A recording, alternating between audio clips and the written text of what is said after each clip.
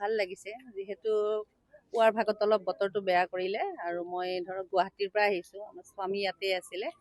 বহুত মানে বতৰ বেয়া, গুৱাহাটীৰো বহুত বতৰ বেয়া, বহুত যান জঁট, তথাপিতো মানে সময়মতে আহিলোঁ। ময়ে হয়তো এগৰাকী প্ৰাৰ্থী নেকি, অলপ মানে দেৰিকৈ ভোট দিব আহিছোঁ।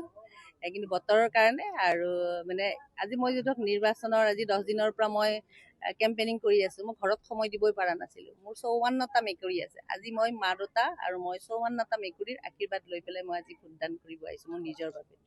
নৱপ্ৰজন্মৰ ভোটাৰ বহুত আছে বাইদেউ। নৱপ্ৰজন্মৰ ভোটাৰ অনাগত দিনৰ বাবে কেনেধৰণৰ আহ্বান জনাব?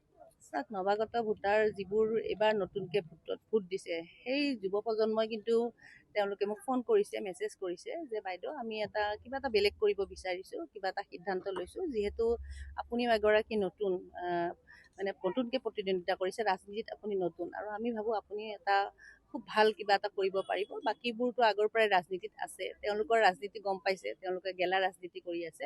আৰু যুৱ প্ৰজন্মৰ কিন্তু এটা বিশেষ ভূমিকা হ'ব এইবাৰ নিৰ্বাচনত। তেওঁলোকে সঁচাই ভাল লাগিছে। মই আহোঁতে ৰাস্তাতে কৈ আহিছিলোঁ যে মই মানে প্ৰথমবাৰ নিজক ভোট দিম। সেইটো আৰু সঁচাকৈ ভাল লগা কথা। মই বুলি নহয়, যোনে যোনে প্ৰথম ভোট দিছে তেওঁলোকৰ বাবে সকলোৰে মানে এইটো সৌভাগ্যৰ কথা। ভাল লাগিছে।